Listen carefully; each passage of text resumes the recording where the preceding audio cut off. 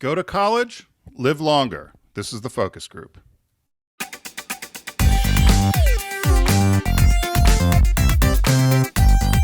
They're all business, except when they're not. It's the Focus Group with Tim Bennett and John Nash.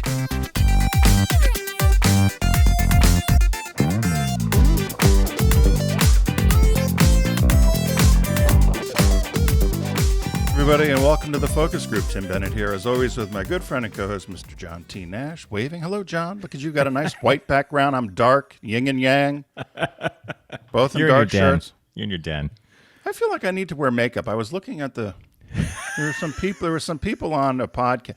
They were on, what's his name? Gates. Matt Gates was on doing the rounds after they wanted to get rid of McCarthy, and he looked like a corpse. His pancake makeup was all over his lips, and I thought maybe you and I should start wearing makeup. Anyway, it's the Focus Group. Tim and John are here, and be sure to follow along with us at focusgroupradio.com. You'll also find our podcast there, TFG Unbuttoned, which is released on Tuesdays. You'll also find our sponsors there, including Deep Discount. And in our session later today, John's going to go over the clues from Pick That Flick that we celebrated the Criterion collection last month for the month of September. We're already in October, John. We're already in October, and speaking of corpses, and I'm going to throw Pennsylvania in. Tim, I was going to ask you if you've ever heard of something. The New York Times has a piece, and the headline reads, "After 128 years in a Pennsylvania funeral home, a beloved mummy is buried." So they have a picture of this, I don't know, it's like a petrified corpse. It says, "Stone Man Willie, as he is known, was a legend in Reading, where his remains are on display for generations. On Saturday, the city revealed his real name and gave him a proper send-off." Have you ever heard of this? No. Stoneman. Well, I wonder where it was. Maybe Pittsburgh? No. Oh, Reading. It was in Reading. Oh, Reading. And I'm sorry. And okay. apparently the real name of the guy was James Murphy, I think. And he was from New York, and he had been a delegate to he'd come to some convention many, many, many years ago. I think he was an alcoholic. He passed away. They gave his age as 37 or something, and he died in Berks County Prison on November 19th. It's all in PA. What was his mummy name? Stone Man Willie. I'll look that up. Stone Man Willie. And there's a picture of this guy in a suit with a shirt with cufflinks, and he's in a coffin, and it looks like a petrified mummy.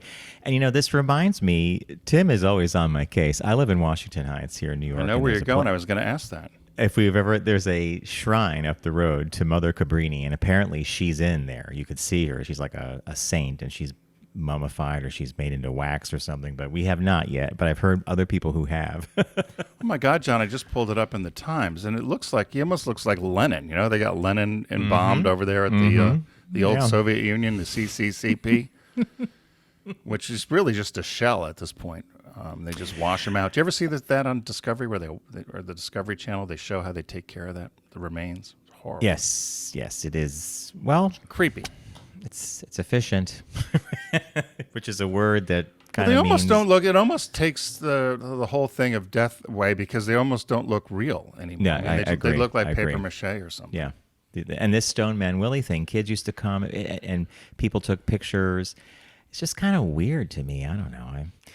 And then another one for you was you saw during the week our friend Lauren at Deep Discount sent us that article with that headline.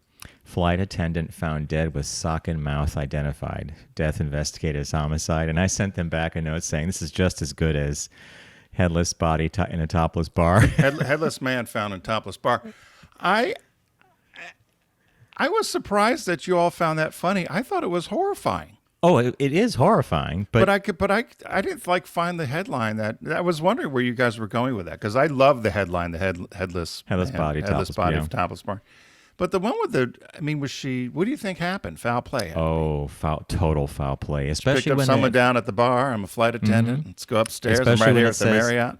Yeah, especially when it says death investigated as homicide. So it was a definite killing. Yeah. So.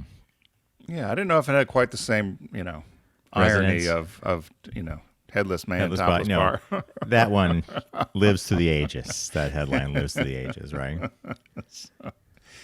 So, Mr. Nash, what caught your eye this week? What caught your eye? Here's what Tim and John found. Yeah, continuing with crazy stuff. The New York Times actually ran this, and this is what caught my eye, and I'm going to tell you what happened here. But the headline reads, "Wedgie on Disney water slide caused severe injuries," lawsuit says. I saw this. You did? Okay, I'm surprised you didn't clip it and Well, say I'm surprised this we is didn't use it for TFG Unbuttoned. fun. I mean, yeah.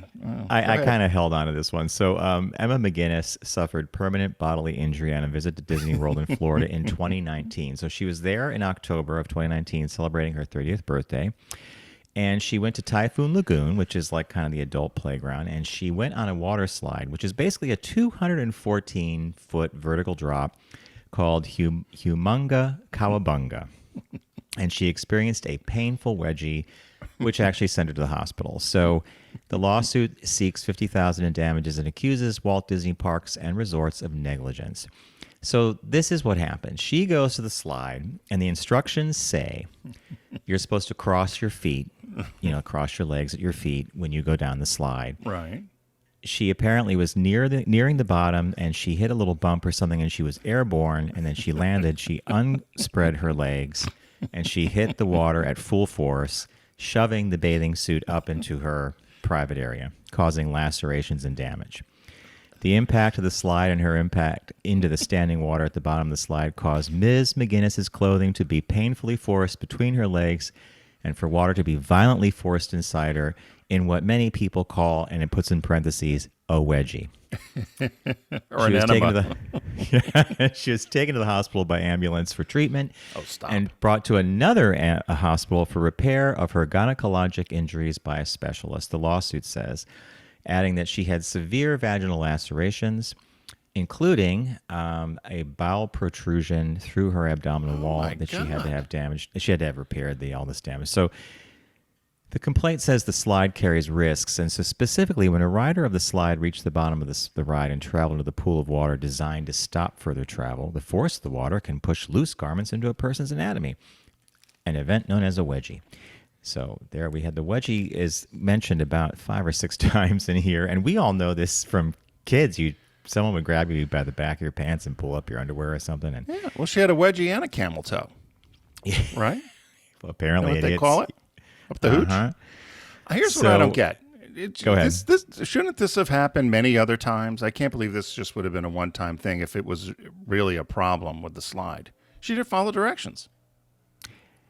There you go. So I don't know how Disney's going to argue this or how they're going to deal with it in court. That was filed. The accident happened in 2019, and here we are in 2023, right? So she's gone through all the trauma, and they're claiming in the lawsuit that her husband suffered from her lack of attentions and her care and comfort while she was ill. I mean, that seems kind of secondary to this, but I completely agree. I have never read in anything someone getting injured on the Humunga Kawabunga water slide. Was there a picture of her? No, they just. First of all, I would have loved to watch it happen. I love those sort of things. I know it's not nice to laugh, but I would have loved to watch it happen. My guess is, I don't know what kind of suit she was wearing or what she was wearing, but we've all watched TikTok or Instagram and seen these people do these things where they fall and they slip. And I have an idea, a profile in my head of what she looked like. Oh, do you? I do. So I would have loved to have watched it, though, going down the slide. Ah, boom! And then she hits it, and she's airborne. Her legs uncrossed. Boom! She hits the Kicking water. her legs in the air like a tick. Boom! She hits the water. She got a wedgie and a camel toe, the hooch in the butt. And a visit to the hospital. Yeah. Well, we hope I she does better. can't top that at all. Well, yeah. Sometimes this was really more of this is kind of your camp for Caught Your Eye, because you like these kind of. I don't want to call it a human interest story. No, but I love those stories. I love that sort of. So mine is obviously very different, and I picked a business story actually as your Caught Your Eye, as my Caught My Eye, and if you let me see here, so I get the wording up there. The headline is Eddie Bauer changed its logo because. Do you want to guess why, John? I'm looking So at if you're watching on the video, John put the old logo up and the new one. So so the new old is on. Is it because it's his signature? well, it is his signature from I believe it's 1898, and it's been the Logo for like ever. 59 years. Yeah. And there was a goose that was part of it and not part of it. And the reason the goose has some lore around Eddie Bauer is they were the first ones who invented the down jacket, the down goose jacket with the goose feathers, and so that's why the goose played prominently. But they have a new CEO that came in. And one of his challenges was to modernize the brand. And so he's experienced with Patagonia, North Face, a few other companies. And so they challenged their ad agency and their graphic design team to come up with something that harkened to the heritage of the brand, but also could help modernize them and make them a brand for everybody. One of the criticisms of Eddie Bauer was that or outdoor brands in general, is that it's not accessible. So if you're Patagonia or North Face or some other brands where people feel they might be exclusive. Mm-hmm. And Eddie Bauer always wanted to be inclusive. Now, for me, Eddie Bauer was a place you went to at the mall and got a flannel shirt. It wasn't necessarily, to me, an outdoor outfitter. I completely concur. It was in fact flannel. Yeah. Right. And that's why, when Ford Motor Company did the Eddie Bauer edition, and at Subaru we did the L.L. Bean edition that I worked on, was two very different things, L.L. Bean versus Eddie Bauer. So Eddie Bauer has now also added, I didn't provide that logo, but they also have on there established 1920 with the goose, an outdoor outfitter. But the real reason they changed, they said, was because Gen Z can't read script. Tim, I cannot. As I'm staring at this, I thought I was gonna say, is it because it's cursive? Yes, and they said this has been a trend now with all brands. Oh my God! And I'll just read it exactly as it says. The team, the brand team, initially toyed with the idea of keeping the script font. The general reaction they received was that it looked dated and it could be confusing. A big part of what we're going to need to do here is reintroduce this heritage brand to a new generation and the next generation. And quite frankly, kids don't even learn to read cursive in school anymore. So to avoid potential communication problems, they decided to pivot, and they just used a custom black font created by it's Carowin Creative. And they also went sans serif. They said this happened just weeks after Johnson & Johnson also retired their 130-year-old script logo. Oh my God. To do something more minimalistic and block lettering, because again, people could not read Johnson & Johnson if the kids don't learn it in school. So, the other thing about the logo, they said if you zoom in on it, what they did do graphically, and this to me just is sort of funny that they would do this because I didn't notice it. They said if you zoom in on each letter, you'll see that they are imperfect, and that was just to give the illusion that it was hand drawn or a hand drawn quality. And so that was another aspect of the logo. It doesn't look that way to me. I am blown away by this. It's a great caught your eye. We were watching a documentary the other night, and they were showing records that had been kept in the early 1900s, or maybe it was and it was this beautiful penmanship, right? Like no mistakes. Like your mom has beautiful penmanship. Like my sister Lisa does too, and Laura does actually. They're all good. Beautiful. Easy to read, and I'm thought to myself, God, I remember we used to write like this as kids. We were taught cursive. Yeah. Oh boy, this is I think it's a sort of a sad day. Yeah. Well, we have a mutual friend, John, and his son had graduated college, and I'd given him a card, and I'd written the card out and hand wrote it in script. And we're all sitting around at the table, and he opens up the card, and he just looks at it. And it was almost as if I had written in Chinese characters or something. So I looked, and I'm waiting for a response because I made a little smart aleck comment in the card. Then I'm waiting for him to smile, and there's nothing. It's just dead. And he doesn't say anything, just sitting there politely. And then Chris goes, or his mom says to me, "Oh, let me see the card." She goes, "Oh, Timmy." She goes, "Kids can't read this." So then she read told it me. And then she read it, and everybody laughed. I had no idea. And I have to be cognizant of that now because I do write thank you notes now and then, and I'm thinking I still write them in script, And I'm guessing a lot of people either can't read them, or if you're under 40, I guess you can't read it, right?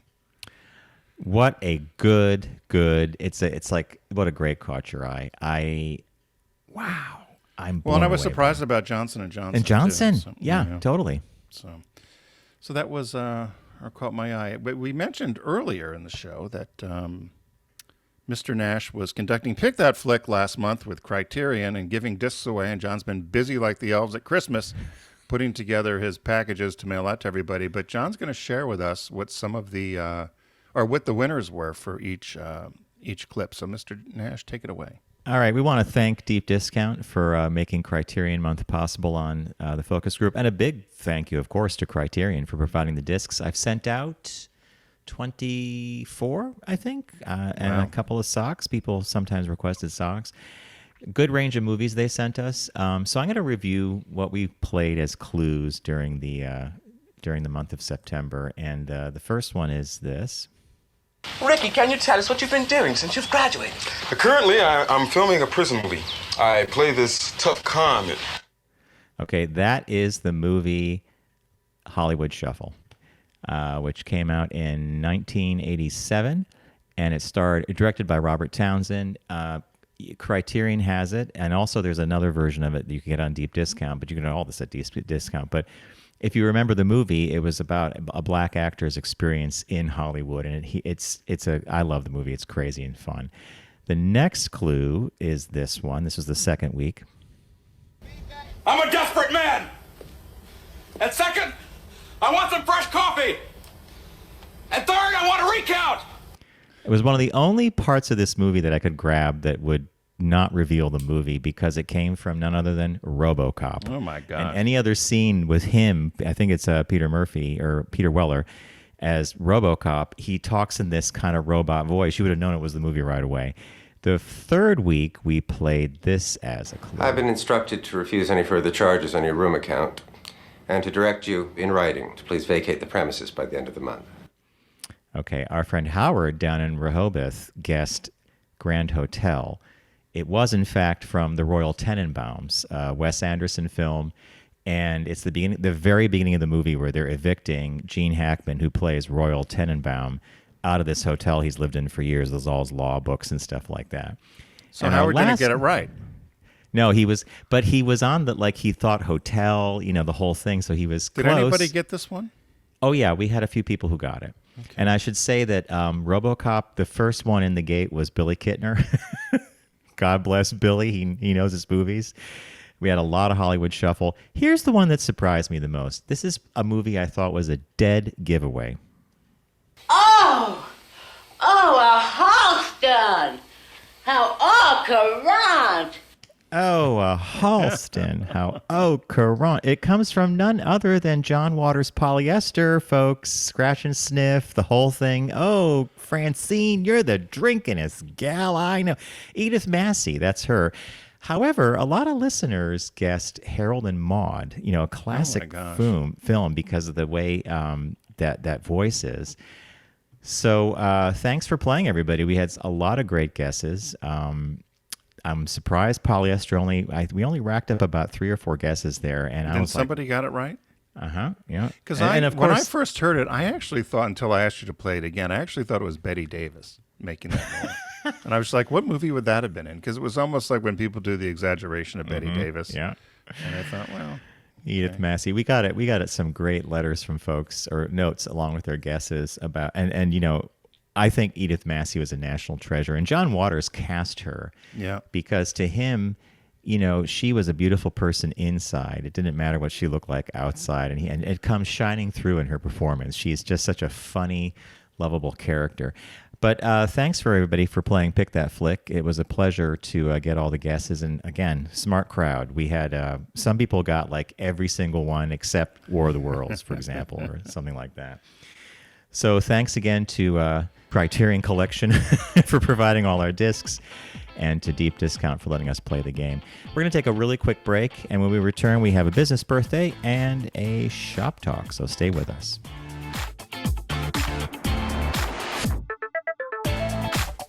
You're listening to The Focus Group with Tim and John. Learn more at focusgroupradio.com.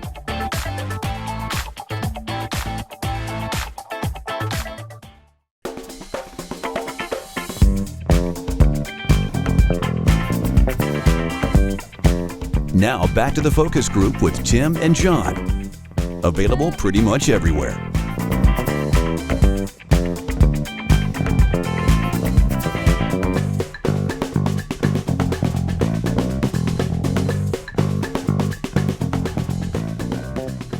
Welcome back to the focus group, and thank you, Mr. Nash, again for putting together those clips during the Criterion month, because I know it takes effort and time to dig through and find just the right clips. So, it's, the time is trying to figure out a clue that someone's not going to get. Right.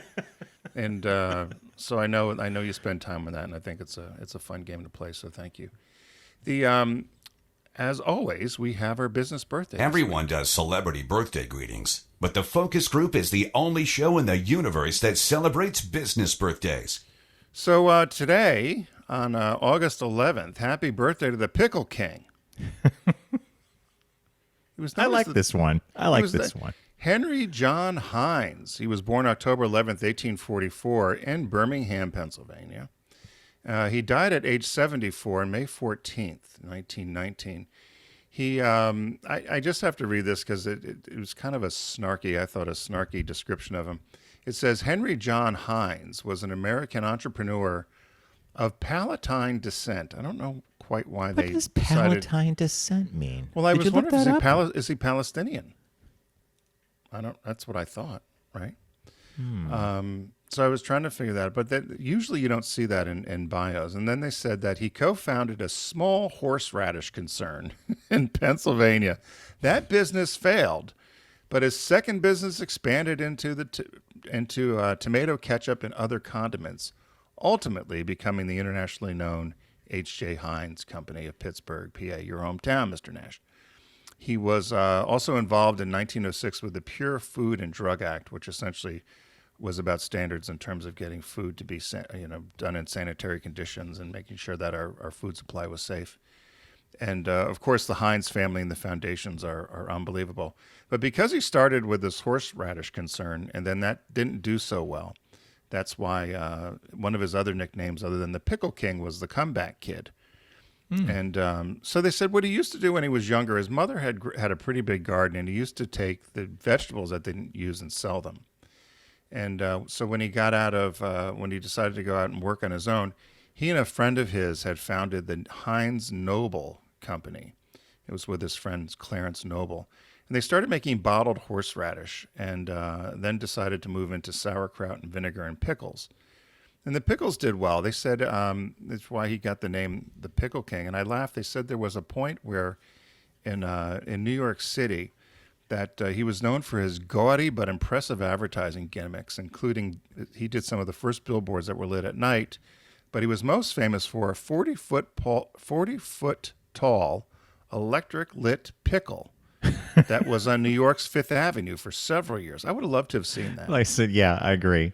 I was trying to figure out where it would have been on Fifth Avenue. It didn't say, but he was known to have this pickle there.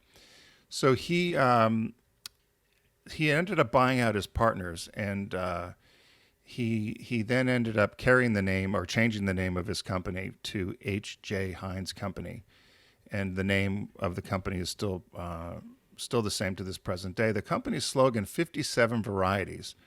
There's two schools of thought of where 57 came from. They said that by the time he introduced this slogan of 57 varieties, which is still the company's slogan, that the company was selling more than 60 different products, but he didn't want to use 60. So he chose 5 because that was his lucky number. And his wife's lucky number was 7, so it was Heinz 57. He liked the way it sounded. Somebody else said that it had more to do with the occult. And I didn't know. I tried to find out what the occult meant, what 57 in the occult meant. I couldn't really find anything.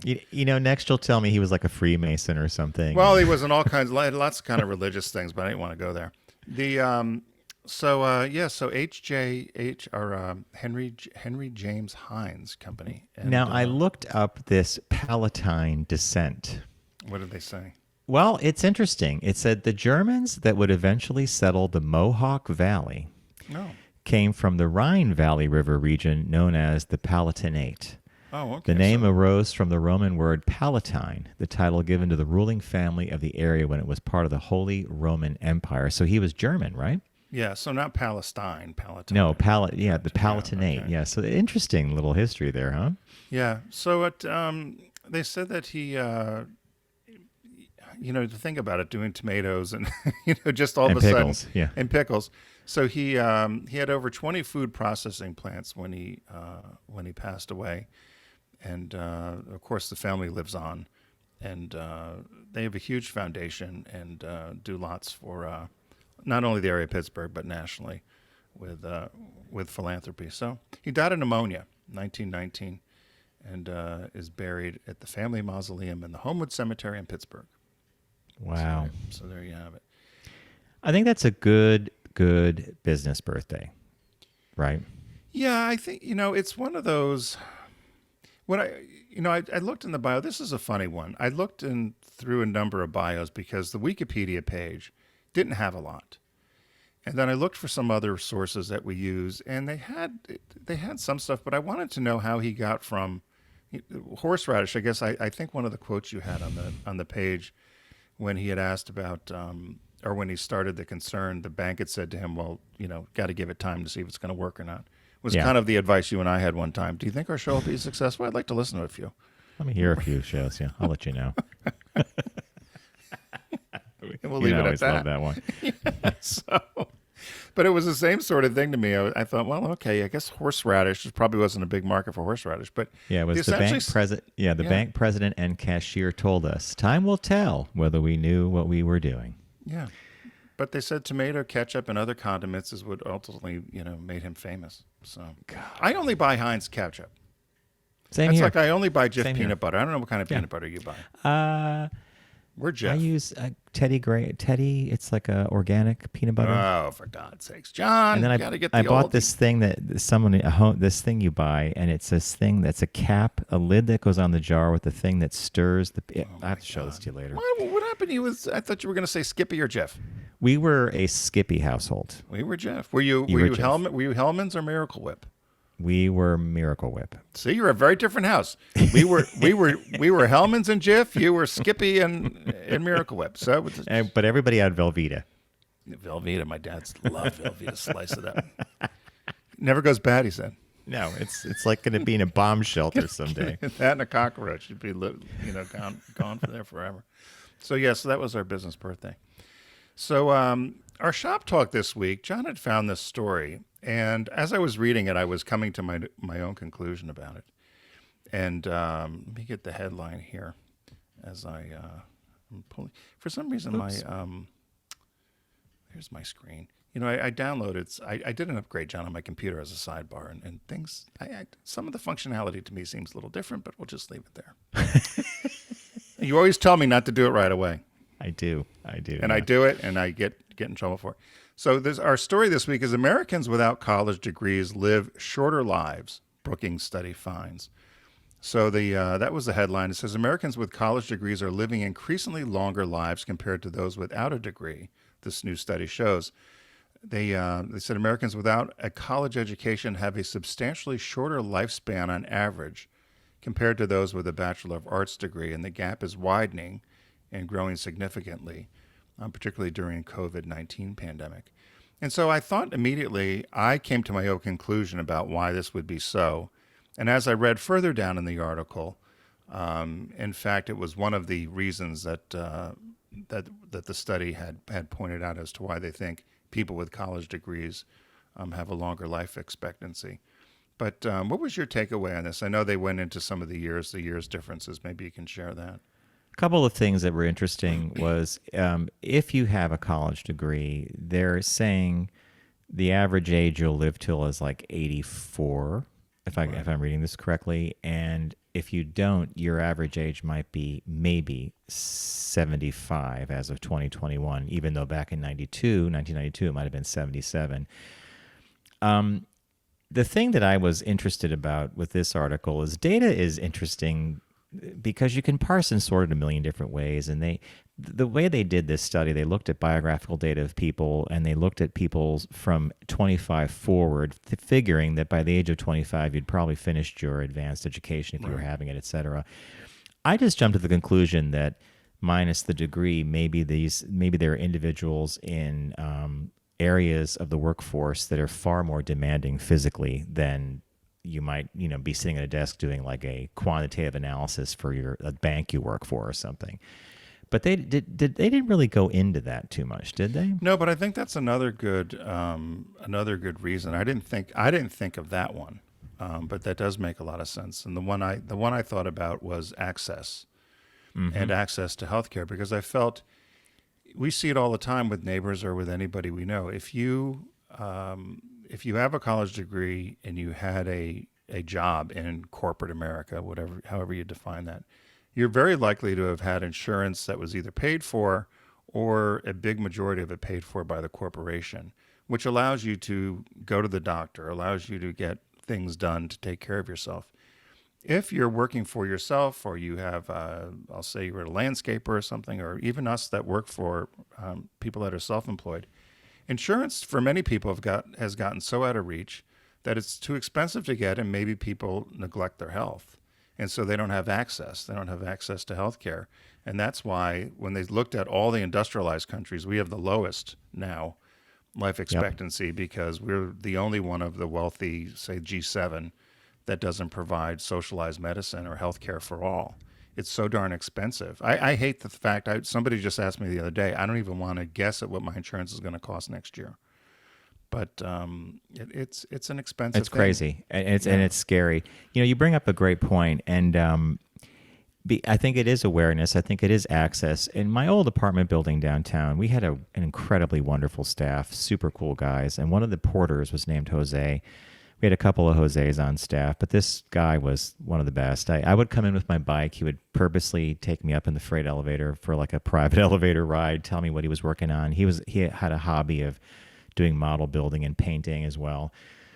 And he got remarried. Then he went on a vacation, and then he never came back. And I remember saying to my doorman, like, what happened to Jose? And Jarvis is like, oh, John, he went on vacation. The second day of vacation, he felt really sick. He went to the doctor.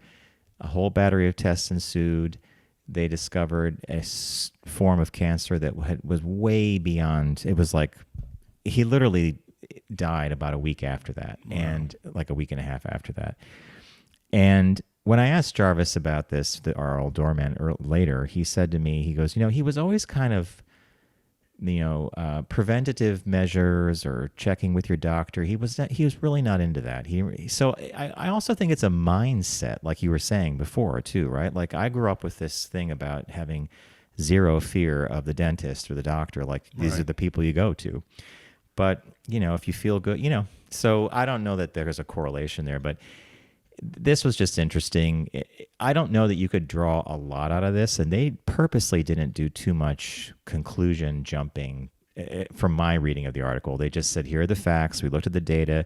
People over 25 with an advanced degree live to this point.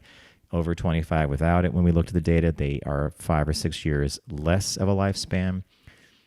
But they didn't really, which is good. Right. And one of the other conclusions was you can't expect everyone's going to get a college degree.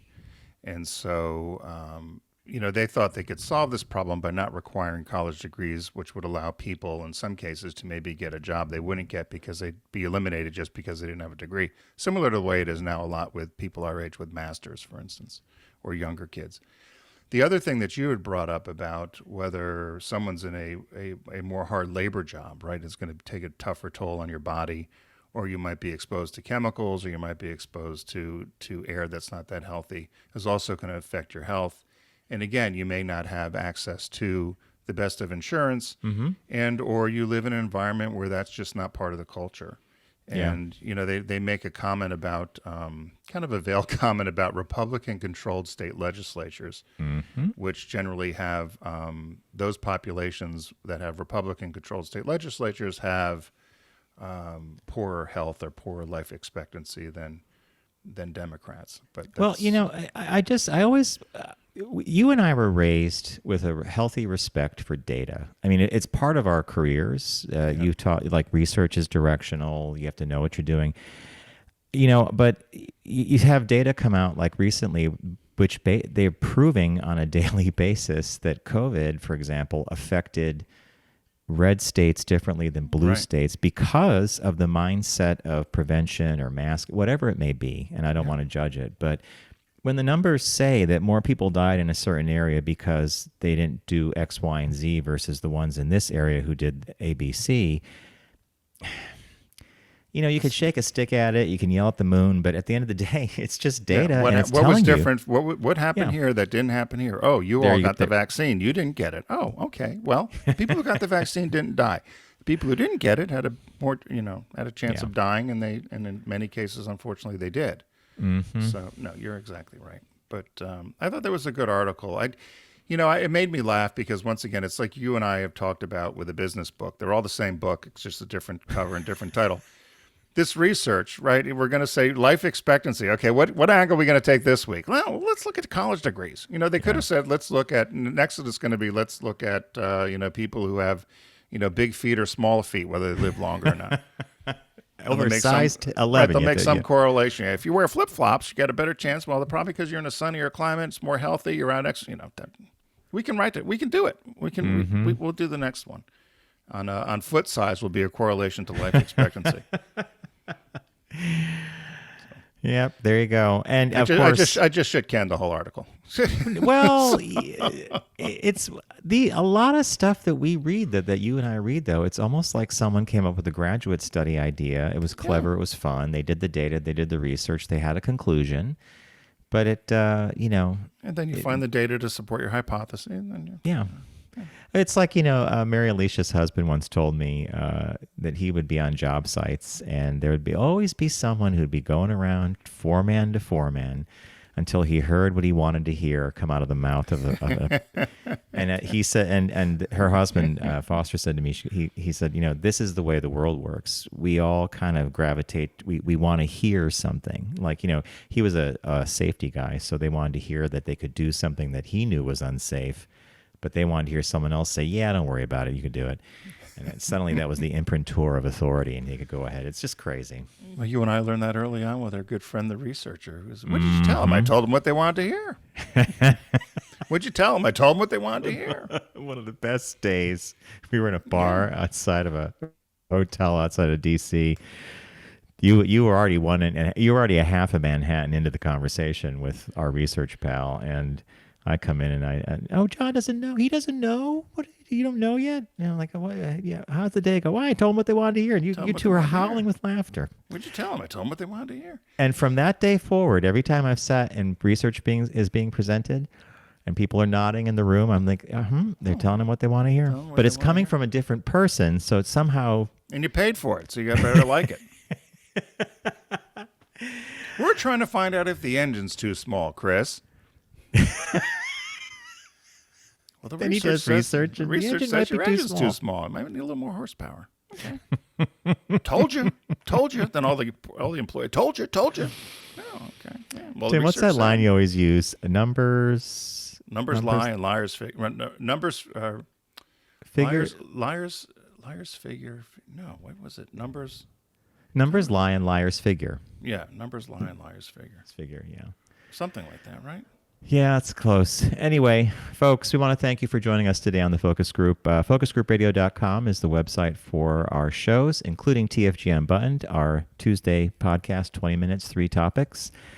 If you are already following the show, you probably get that in your audio feed already, so we hope you're enjoying that. Again, a thank you to Deep Discount and to our friends at the Criterion Collection. We had a great month.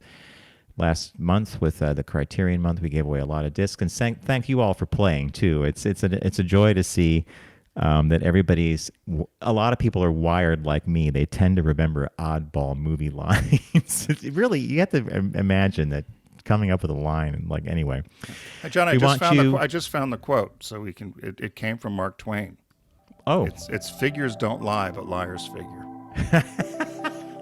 Figures don't lie, but liars figure. Yeah. I like that. That's a Samuel Clemens line if I ever heard one, right? Yeah. So sorry. We want to remind you to don't text and drive, arrive alive, please.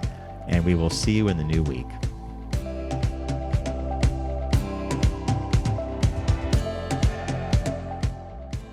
It's The Focus Group with Tim Bennett and John Nash. Accessible on all platforms. Subscribe, like, and rate us on your platform of choice.